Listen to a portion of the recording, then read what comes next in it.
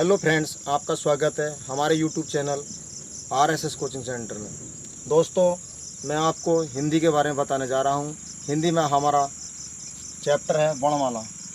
वर्णमाला में वर्ण देखो, हिंदी में हमारे वर्णों की संख्या कितनी होती है? 52। 52 के अनुसार होती है लेखन के आधार पर। लेखन के आधार पर कितनी होती है वर्णों की संख्या? 52, जिनमें से 35 तो व्यंजन होते हैं और 13 स्वर होते हैं और 4 संयुक्त व्यंजन होते हैं। 4 संयुक्त व्यंजन ये रहे: क्षत्रिय, त्रिशूल, ज्ञानी और श्रेय।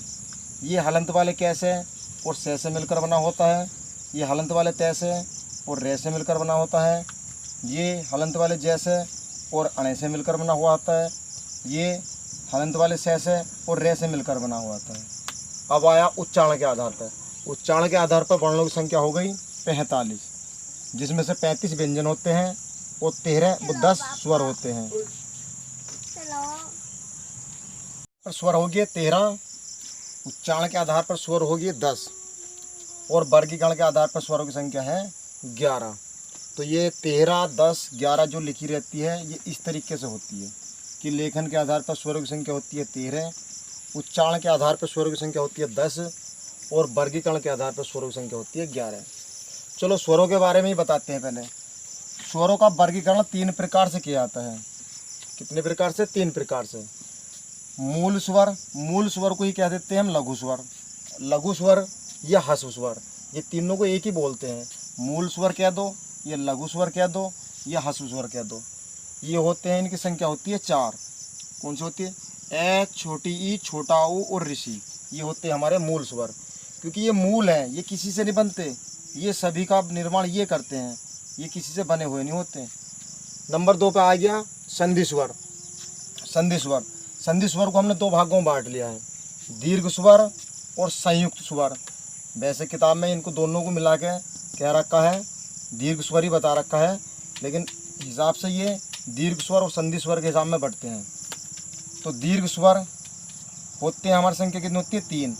ए प्लस ए बराबर हो गया आ। दीर्घ का मतलब होता है बड़ा, छोटे से बड़ा हो जाना ही दीर्घ कहलाता है। ए प्लस ए बराबर आ। छोटी प्लस छोटी बराबर हो गया बड़ी। छोटा ऊ प्लस छोटा ऊ बराबर हो गया बड़ा ऊ। अब संयुक्त स्वर, इसमें तो ये एक ही जाति के थे, ए मिलकर बन गया आ, लेकिन इसमें अलग अलग के आ गए, यानी संयुक्त स्वर ये संयुक्त हो गए। ए प्लस ई मिलकर बन गए ए प्लस ए मिलकर बन गया बड़ा ए प्लस ऊ मिलकर बन गया ओ, ए प्लस ओ मिलकर बन गया आओ। विलुप्त स्वर नंबर 3 पे क्या आ गया? विलुप्त स्वर। विलुप्त स्वर का प्रयोग नाट्य, संवाद या किसी को आवाज़ देने पे होता है। जैसे बोलने लगा राम, तो राम में आ बहुत देर लो बोला जाएगा। या कहने लगा ओम, तो ओम काफ़ी देर लो बोला जाएगा। तो इसलिए विलुप्त स्वर का प्रयोग करा जाता है जहाँ खींच के आवाज़ बोली जाती है, जहाँ आवाज़ खींच के बोली जाती है वहाँ विलुप्त स्वर का प्रयोग किया जाता है। तो समझ में आई बात? लेखन के आधार पर स्वर हो गए 13, उच्चारण के आधार पर स्वर हो गए 10 और वर्गीकरण के आधार पर स्वरों संख्या 11। स्वरों का वर्गीकरण 3 प्रकार से किया जाता है। नंबर 1 मूल स्वर, नंबर 2 संधि स्वर, नंबर 3 विलुप्त स्वर। संधि स्वरों को 2 भागों में बांट लिया गया है, दीर्घ स्वर और संयुक्त स्वर। तो मूल स्वरों की संख्या कितनी होगी? 4 और दीर्घ की होगी 3 और संयुक्त की होगी 4। तो 4 और 4 8 और 3 11। तो कितना हो गया वर्गीकरण के आधार पर स्वरों की संख्या? 11। तो दोस्तों, आज का वीडियो स्वरों पर ही ख़त्म। अब अगले वीडियो में हम व्यंजनों के बारे में बताएंगे।